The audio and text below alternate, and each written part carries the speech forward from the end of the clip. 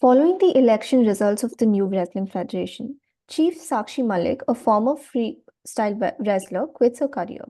The new elected chief is widely known to be the right hand of the former chief of the Wrestling Federation of India, accused of sexual violence against female athletes. The fact that there has been no representation of women among the newly elected members calls for introspection with regards to gender spaces. In this edition of the Roundtable, organized by Nickeldon Dimes Gender and Society Cluster, we will be discussing the invisibilized violence against women in workplaces. Um, can one of you briefly explain the controversy surrounding wrestlers' protest and how the current situation has failed the protesters?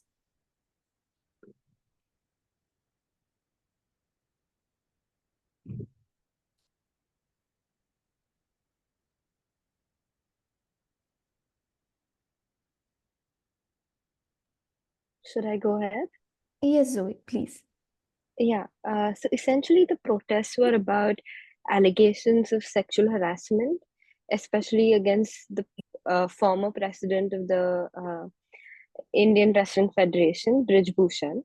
And these protests also ended up with prominent wrestlers protesting on the streets, a march towards the Parliament building, meetings with the sports minister, among other things that took place. And despite sort of assurances on the behalf of the government for proper investigation and them promising to address the concerns of female athletes and female wrestlers, uh, there was there was a committee formed which was headed by Mary Com. Yet, despite all that, technically they did give Brij Bhushan a clean chit. Although he's now not the president of the Wrestling Federation of India, his closest aide, Sanjay Singh, has been elected as the new president. And the election also was quite interesting because the wrestlers themselves had fielded a female candidate, Anita. I sorry, I'm really bad with the pronunciation of the surname, but I think it was Anita Shenoy. No, something around those the same pronoun. But yeah, and unfortunately, she lost. There have been also questions about the process in which the election took place. And now, when you have a person who's so close to the person against whom allegations have been made, it seems like a completely futile effort on behalf of the protesters, because what they started with, what they wanted, that was never achieved. And it's sort of an irony that despite such a long haul protest, despite of rallying people around and senior Indian wrestlers being part of these protests, no change sort of has been seen in that regard. Does anybody else want to add on to what Zoe just talked about? Yeah, also Anvita, a flip side to the restless protest is also that because of this protest, the ongoing protest, the training of junior athletes was also stopped. And so there's a sense of internal turmoil also because the junior wrestlers are now blaming Fogart, Punia, and Malik for halting their training as well. So this is a kind of a flip. And also regarding Bridge he this allegation is not one of his first allegation. His records go for very long, and there were seven female wrestlers who had accused Brit Bhushan of stalking and inappropriate touching and making sexual remarks as well. And out of these female wrestlers, the seven, one was minor. Just that. Thank you. Thank you, Anushka. Is there anything you guys would want to add on to that? Or do you guys have any comments on how the current situation has escalated throughout the days? Okay, so just summarizing what Zoe and Anushka pretty much covered what the wrestlers protest was all about. So what happened was a group of wrestlers, they took a stand, raising their voices against the injustice, exploitation, and intimidation within the Wrestling Federation of India. Alleging allegations were surfaced against the Wrestling Federation of India chief Brij Bhushan Singh Sharan, accusing him of sexual exploitation and intimidation. The protesters demanded his resignation and dissolution of the federation. However, Mr. Brij Bhushan vehemently he refuted to all the charges against him. In their pursuit of injustice, the wrestlers engaged with the sports minister, Anurag Thakur, at his residence. Unfortunately, there was no solution that emerged from this meeting, leaving the grievances pretty much unresolved. Matters escalated further when a scuffle broke out between the protesters and the Delhi police. During the subsequent protest, it resulted in head injuries in a couple of demonstrators. And in response to the ongoing turmoil, I think this is after the elections were conducted. The Ministry of Youth Affairs and Sports in India has taken a decisive action. The newly elected governing body of the scandal hit Wrestling Foundation has been suspended, with the ministry accusing it of hastily announcing champions and disregarding established rules. The Wrestling Federation of India has been directed to suspend all its activities until further orders. So, from what we gain from this, right? How do you think the women's bodies have been subjected to violence and it has been used to uphold the patriarchal structures?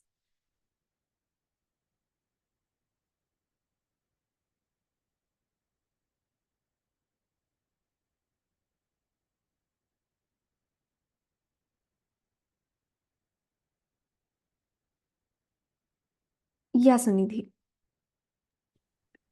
So I think women's bodies have been made a source of your own sort of respect and dignity.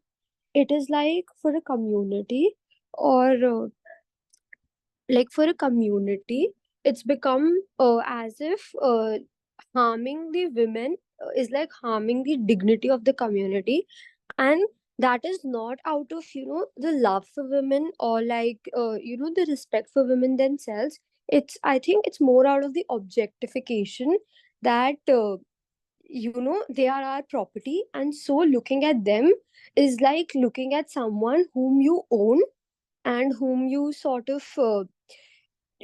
control over. And that is how it's become a part of the patriarchal structure that exists today, where men have sort of gained that sort of ownership and proprietorship over women.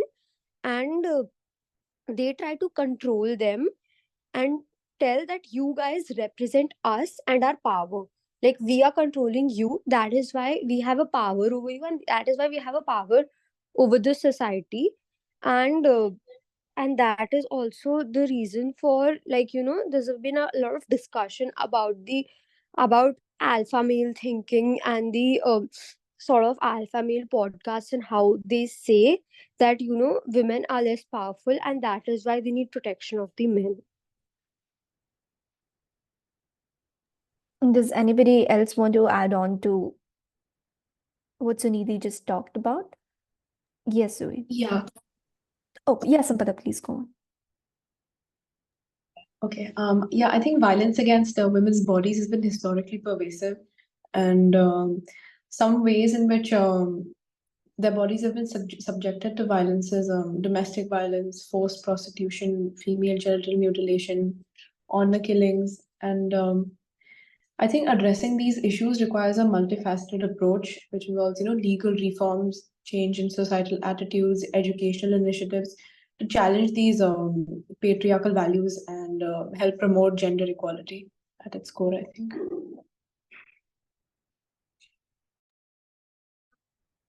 Zoe? Yeah, I think adding to what Sampada said, essentially, when we look at patriarchy, it's a structure which is based on control and domination. And in that context, women's bodies are also sort of disposable.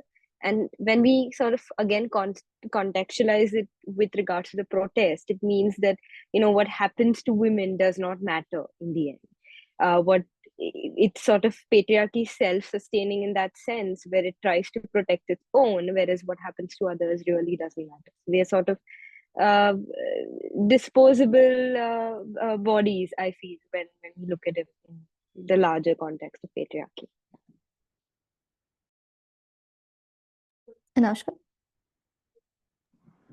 Also, like coming back to these protests, most of these wrestlers are from, Haryana and like Western UP, where there is more of gender unequal practices. So when anything of such sort happens to the female wrestlers, it becomes more disheartening and very discouraging for them to continue their sport.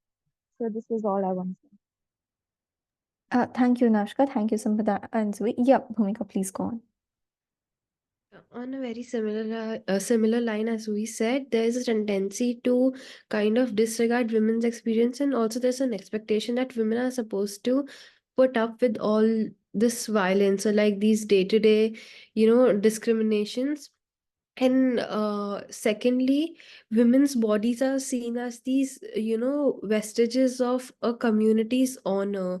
And in fact, even in this case, after the new chief was elected through elections, Brijbhushan was seen, he was seen saying, "Ke, look, I'm here again. What are you gonna do about it?" It's like all of those women's experiences, their struggles was just like disregarded for the fact, I did this something wrong and I'm still here. What power do you have? It was kind of, rubbing salt in their wounds. So that is a little difficult. Yes, thank you, Bhumika, for pointing that out. I think when in the context of what we're discussing about today, it is important to shed light on some crucial aspects surrounding the issue of harassment, and particularly sexual harassment itself, right? It is essential for us to understand that harassment is fundamentally about power, and it's not merely about sex. Those in position of power often blur these lines, but for those who are without power, the distinction is pretty clear. Firstly, uh, let us dispel the notion that sexual harassment is solely a women's issue, right? Stemming from the abuse of power, it thrives in environments where racism, casteism, and various forms of disrespect prevail. So it is crucial that we do not let the predominant voices, irrespective of race or location, overshadow the experiences of anyone facing sexual harassment. So recognizing that not all instances of harassment are identical is also something that's very vital in the situation, because while all forms are reprehensible and they demand cessation, distinction still exists. Different responses are warranted when the victim is underage, when the perpetrator knowingly exploits their power. So when violence is involved, or when the wrongdoer holds a position of this public trust. So furthermore, the termination of employment should mark the initiation of a conversation, not the resolution of an organization's problem. So it is highly improbable that only one victim exists. Someone else knew about this, but they chose not to report. Others may have witnessed and emulated the behavior. And our objective should be the transformation of a culture that fosters systemic disrespect, steering away from which hunts for individual actors. So, how do you guys think?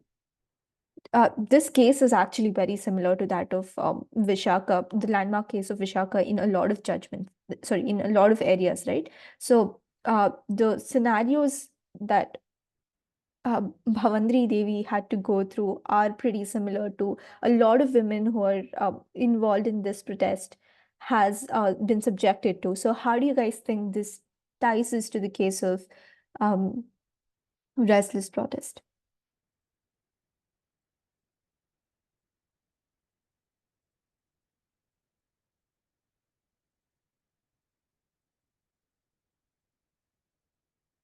Does anybody want?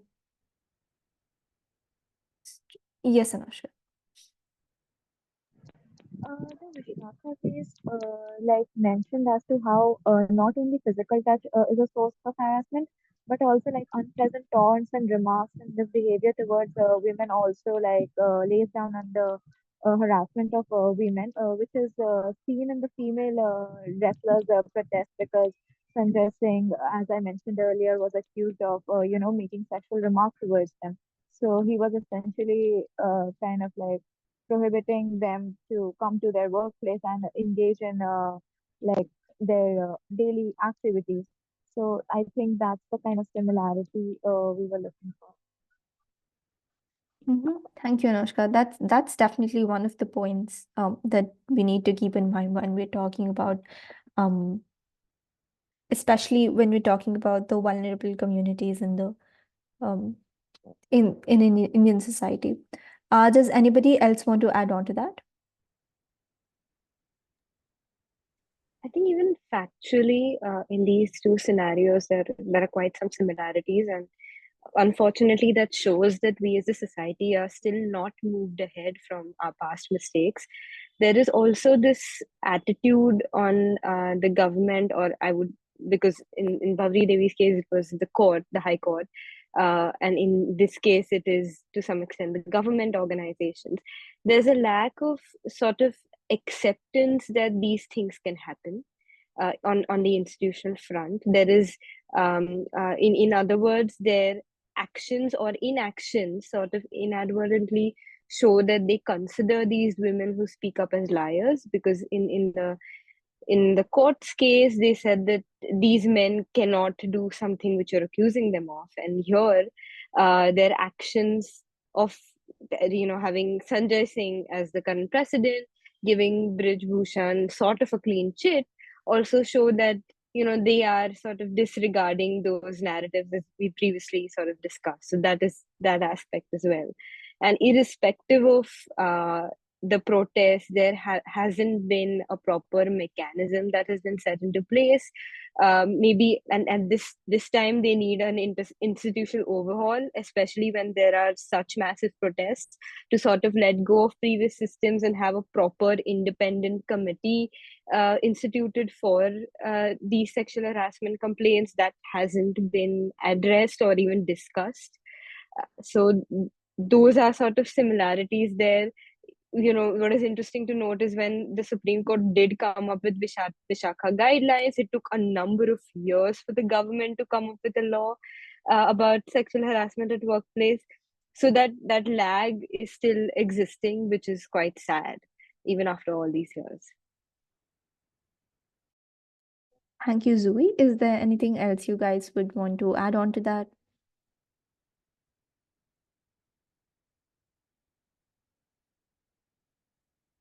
Okay.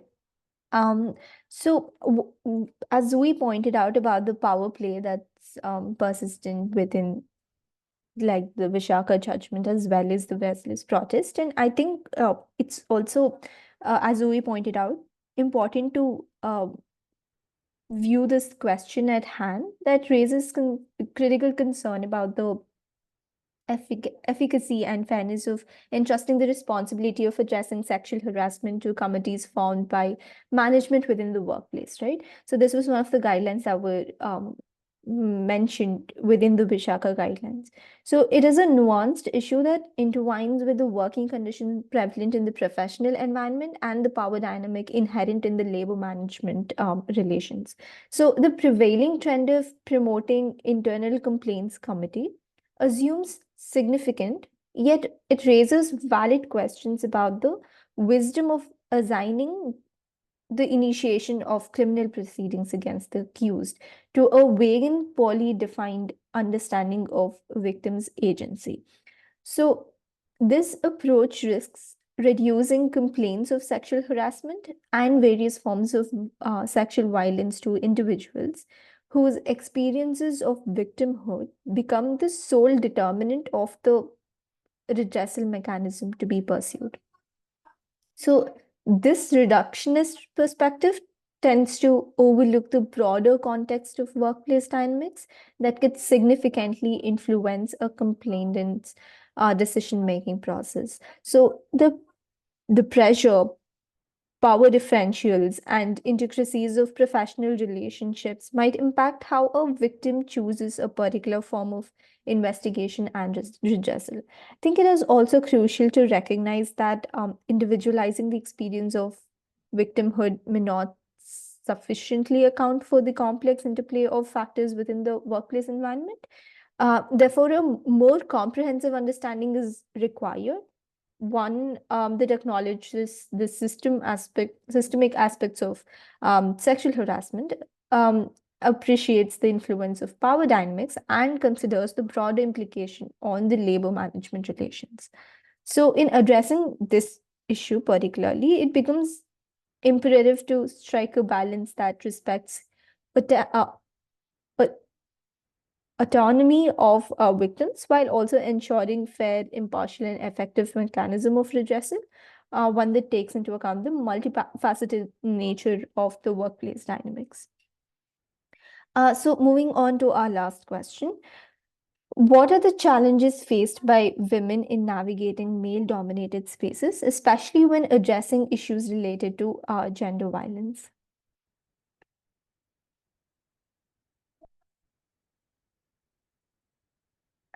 Anybody can take the lead.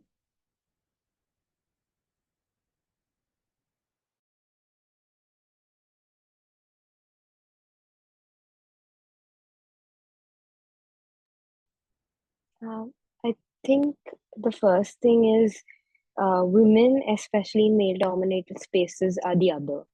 So they're part of the space, but at the same time, they're not considered as native to the space, if I may take the liberty to use that word. And as a result, there are certain male expectations of women's behaviors. And that becomes really problematic when we talk about gender-based violence, because a lot of times, as we have discussed previously, women's narratives are disregarded.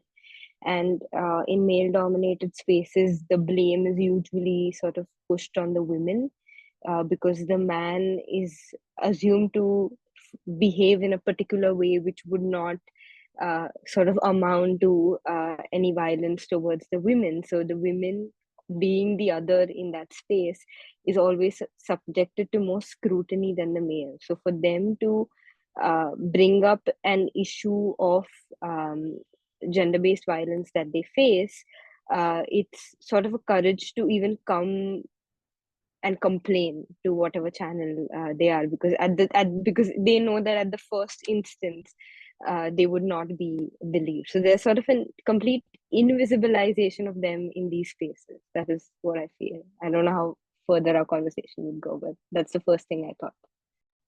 No, right. Thank you so much for pointing that out, right? Because when I was thinking about the gender violences, basically, firstly, I thought this is mostly a personal experience of mine. So I'm pretty sure a lot of people from who identify with the same gender can relate to this, because gender violences are mostly looked down upon, because as we see how the domestic violence is put forth, or how the dowry death is put forth in the eyes of public, it is mostly the excuse that women use for something that has not happened, let's say, not happened in the minds of public, right? So here there's no autonomy of, or the individualization of the person who is filing the complaint. Yeah, so mostly there is no education about the gendered violences. I wasn't taught about this in school, so I'm pretty sure this was not included in our academic curriculum at all, because it's mostly negligent in the eyes of law, let's say. Not necessarily law, because I have come across a lot of laws that have tried to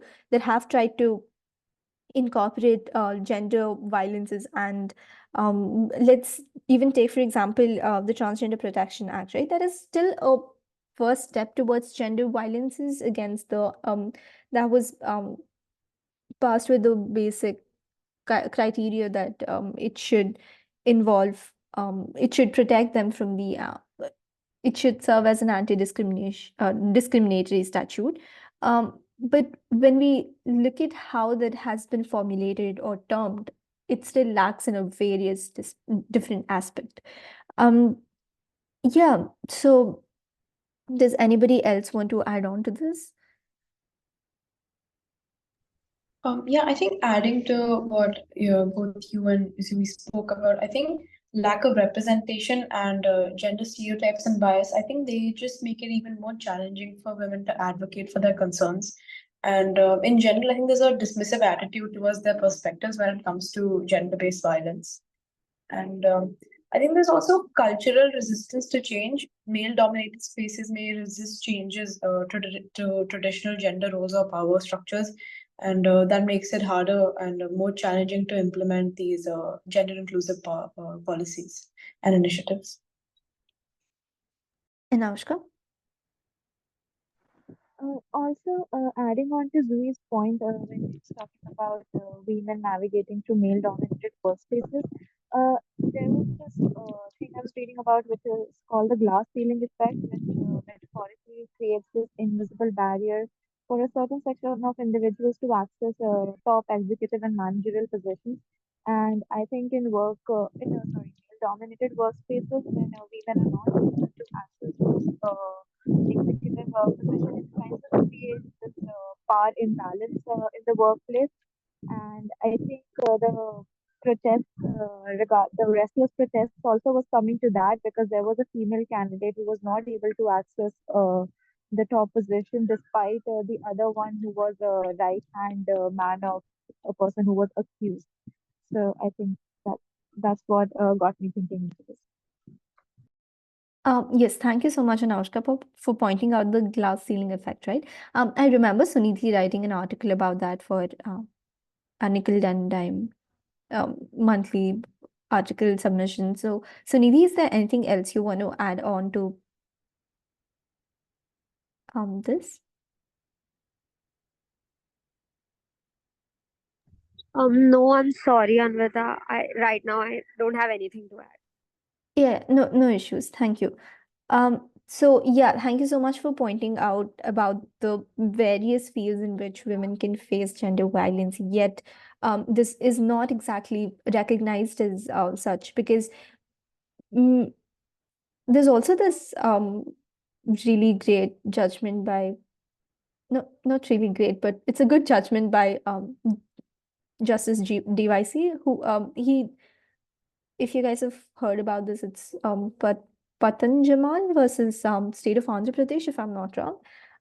So he talks about how when a violence is has happened against a woman, you cannot point out whether the violence happened because she was a woman or because she was from a lower caste, or if she was because or if it was because she was from a lower class, or if it was because of her disability, let's say if she had any, because that is a gray area where the courts usually refuse to, you know, touch upon, because that's a lot more complications to deal with something that has been very neatly put in boxes, right?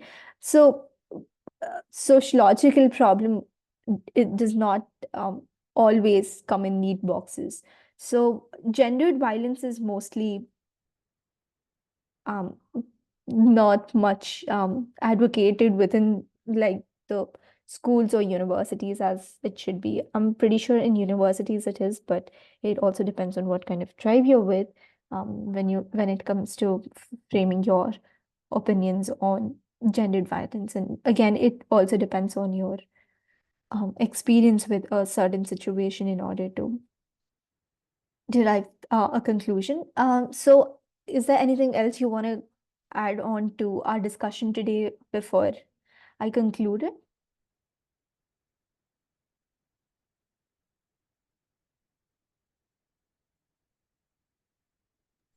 I think just one point adding on to what we've discussed is that when we talk about women in spaces where they face violence, a lot of times it's also considered by males as something which is quite minuscule, and there's an expectation that you should be able to tolerate that if you want to stay in the space, sort of reinforcing acceptance for those behaviors. So that is something which I thought of. Yeah.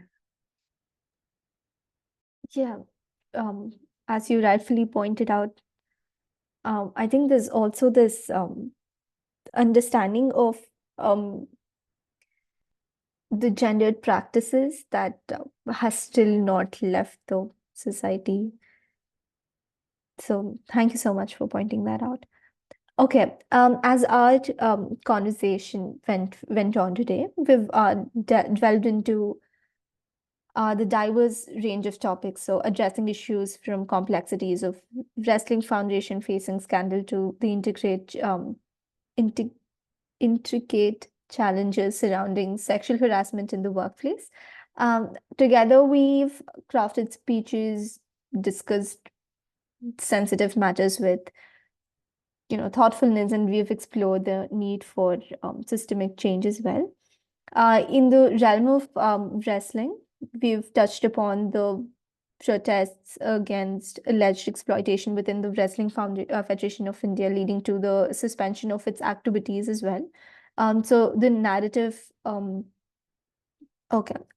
So transition to a more profound societal concern is what one of the major themes that we brushed upon today. So we've dissected the intricacies of sexual harassment, and we've also emphasized the importance of understanding harassment as a power dynamic, extending beyond gender to encompass broader issues of with respect to abuse within diverse workplaces. So the call for comprehensive redressal mechanism, one that acknowledged the systemic aspects of harassment, has been one of the themes that we also discussed in our today's roundtable. So in both the context, the need for transformational change emerges as our common thread of connection, whether it be the Wrestling Foundation or the workplace environment. A collective committee to justice, fairness, and empathy is utterly crucial. So I think, thank you so much for engaging in the discussion today.